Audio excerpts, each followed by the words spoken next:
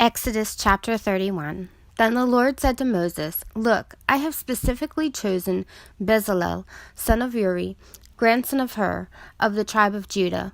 I have filled him with the Spirit of God, giving him great wisdom, ability, and expertise in all kinds of crafts. He is a masterman craftsman, expert in working with gold, silver, and bronze. He is skilled in engraving and mounting gemstones and in carving wood. He is a master at every craft. And I have personally appointed Aholiab, son of Ahisamach, of the tribe of Dan, to be his assistant.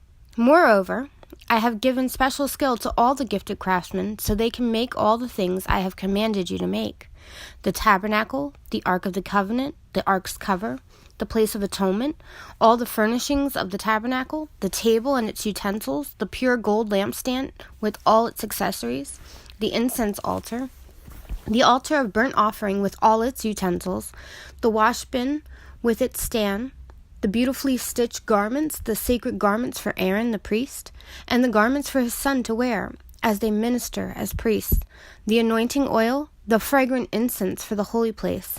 The craftsman must make everything as I have commanded you."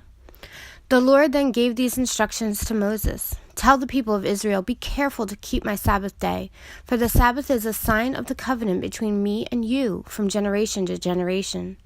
It is given so you may know that I am the Lord, who makes you holy. You must keep the Sabbath day, for it is a holy day for you. Anyone who desecrates it must be put to death. Anyone who works on that day will be cut off from the community.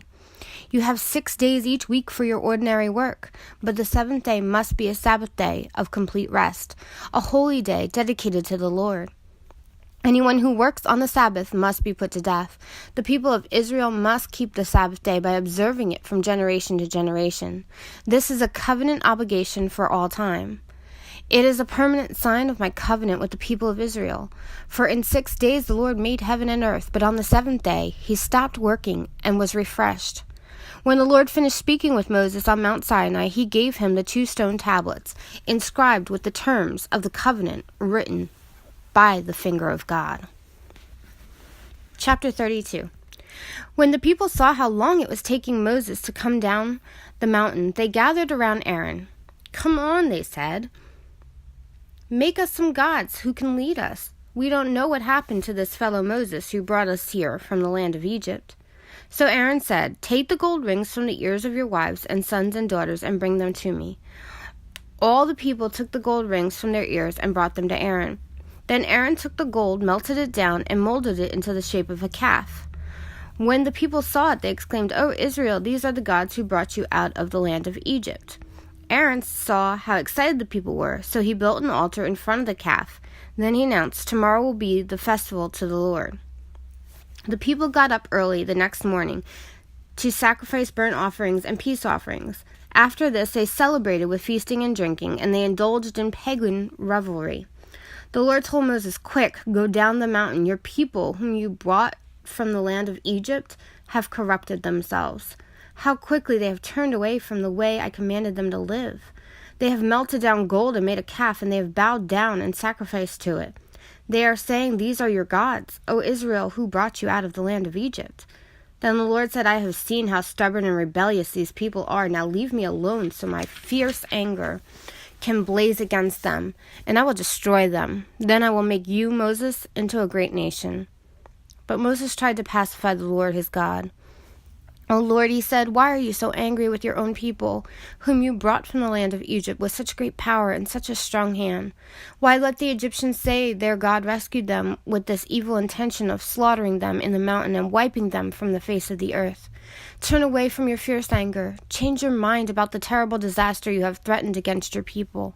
Remember your servant Abraham, Isaac, and Jacob. You bound yourself with an oath to them, saying, 'I will make your descendants as numerous as the stars of heaven, and I will give them all of this land that I have promised to your descendants, and they will possess it forever.'" So the Lord changed his mind about the terrible disaster he had threatened to bring on his people. Then Moses turned and went down the mountain. He held in his hand the 2 stone tablets inscribed with the terms of the covenant. They were inscribed on both sides, front and back. These tablets were God's work. The words of them were written by God himself. When Joshua heard the boisterous noise of the people shouting below them, he exclaimed to Moses, "It sounds like war in the camp." But Moses replied, "No, it's not a shout of victory, nor the wailing of defeat. I hear the sound of celebration." When they came near to the camp, Moses saw the calf and the dancing, and he burned with anger. He threw the stone tablets to the ground, smashing them at the foot of the mountain. He took the calf they had made and burned it. Then he ground it into powder, threw it into the water, and forced the people to drink it. Finally, he turned to Aaron and demanded, "What did these people do to you to make you bring such terrible sin upon them?" "Don't get so upset, my lord," Aaron replied. "You yourself know how evil these people are. They said to me, 'Make us gods who will lead us.' We don't know what happened to this fellow Moses, who brought us here from the land of Egypt. So I told them, 'Whoever has gold jewelry, take it off.' When they brought it to me, I simply threw it into the fire, and out came this calf." Moses saw that Aaron had let the people get completely out of control, much to the amusement of their enemies. So he stood at the entrance to the camp and shouted, "All of you who are on the Lord's side, come here and join me." And all the Levites gathered around him.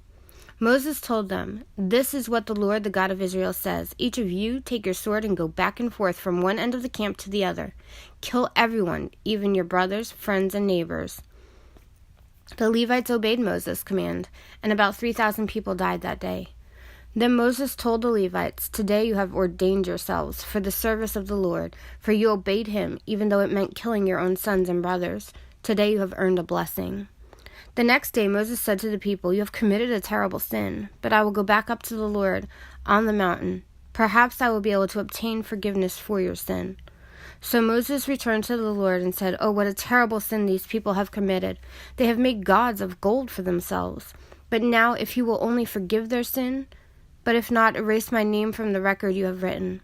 But the Lord replied to Moses, "No, I will erase the name of everyone who has sinned against me. Now go lead the people to the place I told you about. Look, my angel will lead the way before you, and when I come to call the people to account, I will certainly hold them responsible for their sins." Then the Lord sent a great plague upon the people because they had worshipped the calf Aaron had made.